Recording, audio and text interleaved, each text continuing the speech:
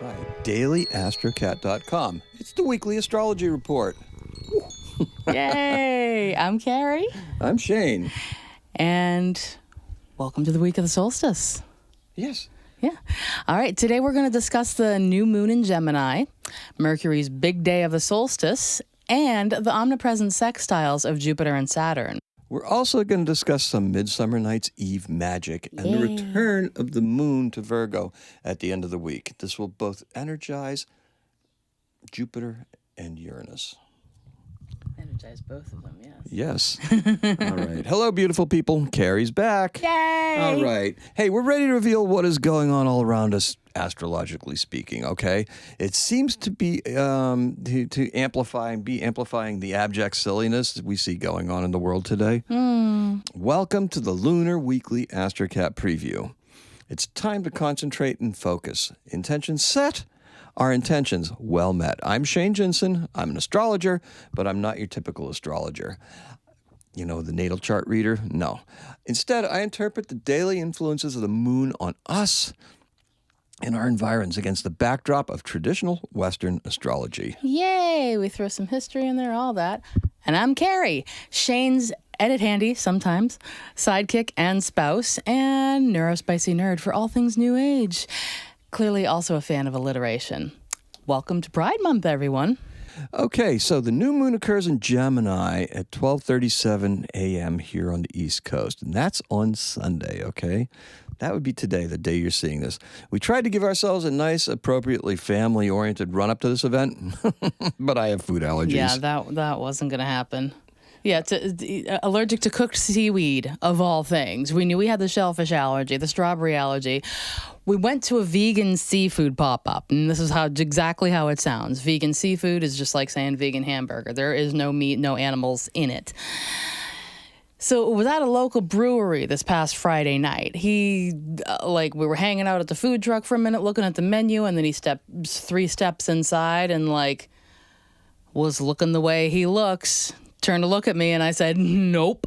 And out the door we went. It was bad enough a reaction that he even gave me the keys to drive home. Yay, allergies. Yay. However, on the bright side, I probably saved close to $80. Airborne allergies. He's a rare duck over here. All right. We're about to discuss the dark part of the lunar cycle where the end is the beginning. That's the new moon, the dark face of Hecate. Yes. The dark side of the moon. Yes. So stop me if you think you'd heard this one before, okay? Just stop me. You know, just like the song. The ancient Greeks wove a tale around the moon, and it goes something like this. Apollo and Artemis are twins. Hey, look it, we're twins. Okay, Apollo, the sun god, drove his golden chariot across the sky. When he wasn't doing that, he was probably out cleaning it, detailing the rims, pimping it out, getting the sound system right. That's why when the sun goes across the sky, you hear boom, boom, boom. Anyway. It actually has a good point with the thunder.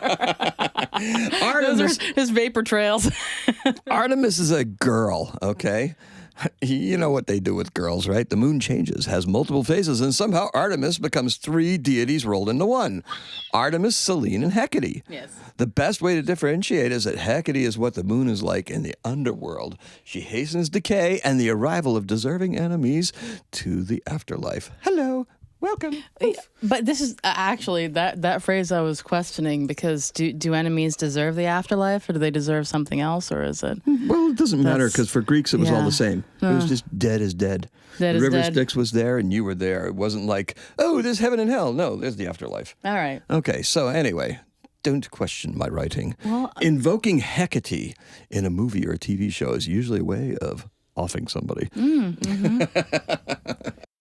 So anyway, Selene is the Greek name for the moon proper. Luna is my favorite for this purpose, but it's more Romanesque. But that's the goddess that is associated with the imagery of the moon. Artemis is never directly associated with the moon in any statues or anything like that. She is always with her hunting dogs and bow and arrow. Go girl, go get it. The way I look at it is it's like hunting by moonlight, or the moonlight, or the dark face of the moon, with which comes all that magic and stuff like that. And she carries 2 torches too, which is kind of cool. Yeah? Yeah. Hecate. Yeah? Yeah, those sculptures they show of her have That I two did not torches. know. Two Nice. torches. And, it's like the guys are like running away from her because it's like, woo! Woo! You have a date! Cheers! Woo! All right. Cheers, mother flower! All right. So think about this for a second, though, okay? They all come together under the name of Artemis. Hecate, Selene, and Artemis. That triple thing. God the Father, God the Son, God the Spirit, three is one. Yeah. The Romans knew Artemis as Diana. Diana, or Artemis, is the goddess of the hunt, fertility, wild animals, and the moon. It's kind of wild how the whole Trinity thing is a recurring theme in religion. It is. I believe it occurs in other things, too. Yeah. There now. We have a slightly misogynistic Greco-Roman background story for the moon. Because it's a girl with multiple personalities. Yeah. None of which seems very appealing, which is why I made up my own cosmology for the planets, complete with our own railroad cars, realms, minions, realm rulers, and the like. Yeah. You're referring to your earlier stories. You actually gave a portion of one last week, right? Yeah, we did on the... In the daily stuff, we did. We had Mercury and the moon. Yes, that's right. That's right. So, hey, look, the end is the beginning. The dark moon is the end of the cycle and the beginning of another. Some folks like to establish intentions here. Intentions set today during the new moon. It is associated with a fertile and wet time. Good for planting new crops. Worth noting that the new crop thing is generally for when the new moon happens to be in a water or an earth sign, in particular. Astrologically, the new moon is the introduction of new energy to our motives and intentions. Wahoo! It's the potential for a monthly reset that aligns with the sun's season. It's pretty cool, right? It'll give our intentions extra assurance and direction. It's also the time for releasing toxins and getting rid of stagnant energy. Although, personally, I feel that the moon's entire waning cycle builds toward the dark moon. The powers of it just happen to culminate on the day of the new moon. All right, and that's going to bring us to Gemini. The moon in Gemini speeds up the pace of just about everything. Thought, speech, ideas, and the like. Even my speech patterns. Yes. Anyway. Whoa. Yes. Is it over there? No, it's over here. Really? Really? Anyway. Let's see. We will find ourselves more communicative and much more easily distracted. Squirrel. By the sound of our own voice. It takes a disciplined mind to ignore all of the shiny items that tend to be discovered during the Gemini season. That includes conversation. Work wound down for the summer last week, and many conversations were had. Mm-hmm. Now, our Gemini cycle should have been brilliant, but it was a prolonged pounding. Wallet and soul. That is because we had the Taurus new moon occur at the end of the sun season. The same thing will happen in Cancer. Is that the only reason? Oh, no, same thing in Cancer? Will that mean the Cancer season will be affected similarly? Not entirely. I have more reason to suspect the lunar eclipse that occurred in Scorpio for the maladies that have come to pass thus far. But you... Oops. Yeah, that might make a little more sense. You thought that was going to be a powerful omen, though, for our success of our plans and projects. It still is. We just have to succeed and not allow our losses to define or deter us. You all have a vision, and you will need to see it through.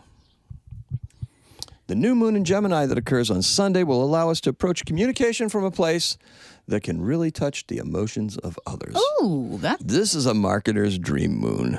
Nice. And the residual energy carries over and mingles with the Aries and Scorpio energy. This tells us to make our appeals bluntly and directly, like an Aries would. The Aries influence should prevent us from stretching the truth too much as well. Mm-hmm. Now, the ruler of Gemini is Mercury, and Mercury is firmly in Gemini right now.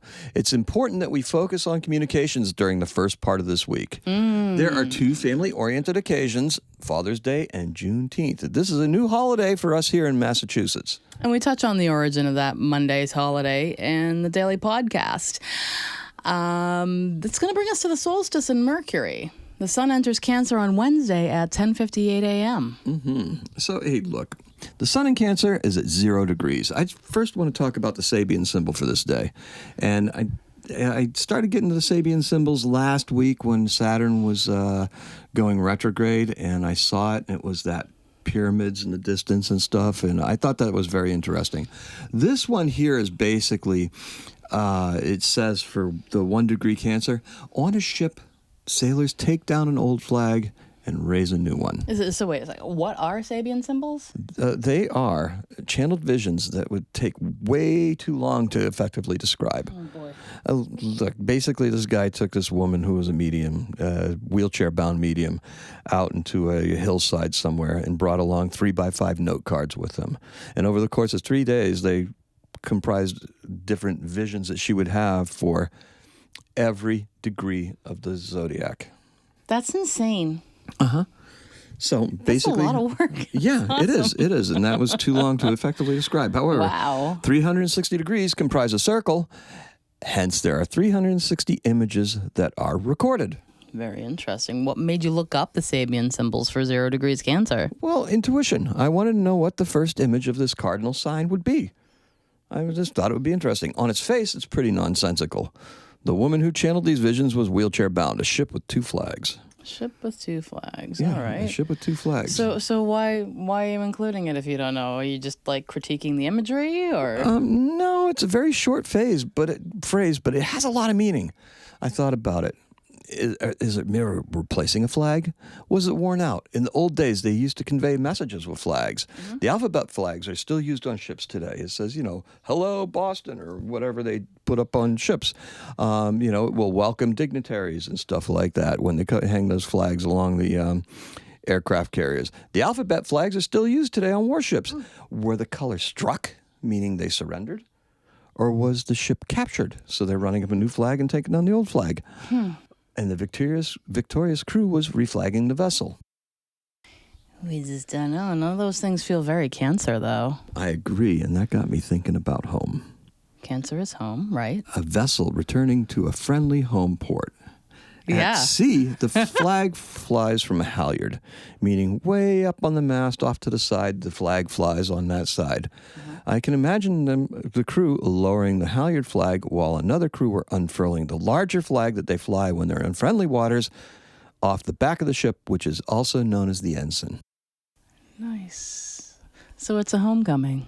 The safety of the port and all the emotion that would come as the families are reunited. Nice. The ship is now safe, and the crew will be allowed to leave the ship as repairs and reprovisioning occurs. That's a really deep and cool reading of that symbol. I like it. I don't know if it's right or if it's. Well, that's very cool, though. I think that applies definitely. It does apply, and we may be getting into more of those as we go along. Yeah, because that was just a fun exercise in my own intuition and reading into somebody else's symbol. Sounds and like just a good being time. able to extrapolate and interpret what they had seen. Yeah. Summertime is a nostalgic time. Some of our earliest memories of summer we have spent on vacation. Fondest and most memorable. Only now we have an active and nimble Mercury in Gemini making sextiles with the planets in Leo. Ooh. First with Mars, then Venus, and lastly Ceres. Mars in Leo is all about getting the word out there. Lady Venus is joining up with Mars. The presence of Ceres will nurture this naturally creative position. The Sun in Cancer will be all about the foundation and everything is built up that it's built upon, okay? It is our primary activity. That's what it is. That's the foundation of stuff. It makes us not just comfortable, but secure. That is what we want. Heck yeah. The planets in Leo did some of the communication work. Now they'll need to button this stuff up. I mean, we need to present our most beautiful face to the public, right? Why show them a shack? The moon and the divine female deserves a palace, do they not? So we're redefining our process to put our best face forward, but also to allow us the opportunity to rest, recuperate, and rebuild. Get your beauty rest. Just like that ship returning to the harbor. Indeed. Look, The new moon in Gemini combined with the Mercury sextiles moves this conversation along. Mars and Venus are pushing the creative envelope along. Sure, we need ideas, but we also need to modernize how and what we are bringing to the marketplace. Yes, yes. We, meaning us, have a unique offering. Most of you do. Yeah. Have a unique offering. Yeah. Mars and Venus are saying, let's shine. Let's do it. Mercury in Gemini is going to push this along. Mercury isn't too concerned with the creative, like naturally. We have to be very purposeful in using our social media. Otherwise, there's a pretty deep rabbit hole there that can prevent us from putting our message out there. Also, we've got to maintain engagement. Retrograde Saturn. Let's talk about this, okay? Jupiter and Saturn. We're going to change the subject here a little bit. Retrograde Saturn and the Sun are in a trine. Limitations can be our friend, and both are in nostalgic water signs. This reinforces our choices to identify with some of our most recent past projects. Let's tweak them. Nice. So Jupiter is in Taurus and is sextile with Saturn. Nostalgia's expanding? Hey, what retro styles will this summer's fashion hit, huh? Will be the summer's fashion hit. Follow the money trail. Speaking of which, this week is mostly going to be about your side hustles. The Sun in Cancer knows how to hold down a day job, but don't you want better? The Midsummer's Eve is going to offer us a chance to bring peace to our aching hearts. A ritual fire, a toast, and an offering to the spirits will free your heart and free you temporarily, so that you can reunite with the spirits that want to connect with you. Candles and protection are essential. Use white light, and you say avoid circles. Avoid circles they can summon. Active spirits, you don't want to invite the overly active ones that want to deceive you in. So that's our magical weekend. Okay. Music and laughter will bring us the beings that we want to converse and convert with. Very good. Okay, now. And now we are on to the best days of the week. So the best day for love Is the Solstice Wednesday. What makes a home is not the four walls. It is the love within them. The best day for business Is Saturday. Our business needs to be refreshed. This is the day to do it for you and all of you. Yay. Do it for yourself. The best day for health It's Thursday. Actively pursue better health. Yay. And the best day for transformation Is Sunday. The moon's energy will be quick and active. It Boom, boom, will boom. finally allow us to catch up if we pursue things in a very logical fashion, okay? That's why Mercury has to be not focused on creative things, but practical things, okay? A very logical fashion. That rules me out. Oh boy. I mean, you can be logical. It's just your own logic. Your expressions are often unclear, and your mind doesn't always process everything in the same way consistently to boot. That's why you have me. I mean, even if I'm not consistent, I'm at least willing to reflect on consistency, even if I can't quite achieve it every time. I will need you more as we continue to grow. You and you. What do you have? Okay? Who do you have? Who do you have? What do you have? Venus and Mars are conjunct. This is the time to get out and get going. Pick up your guitar and serenade the object of your affection. Yeah. All right. Thank you all for joining us. We get to do this all together. Please share, like, follow, and, hit the bell for notifications. Come Do on. all the things. Yeah. Show us some love and talk to us. We want to know how your week is going. Did you work your magic? Feed us some feedback. Remember, it's daily-astrocat.com by Stella on Facebook and various other social media and the podcasts and all that good stuff. Wherever you can you find us get your just about podcasts. anywhere. Yes. All right. So, look, it's even on Google now. So if you Yay. Google Daily Astrocat, you will find it. All right. Look, I'm still struggling with my work balance. Notice how I leave off life, okay? And look, I'm so grateful to have you, Carrie. You make my life so much easier and much more complete. I can't wait to be doing all of the things with you this week that we mentioned in the actual forecast. Every time we perform together, I am reminded that magic is real.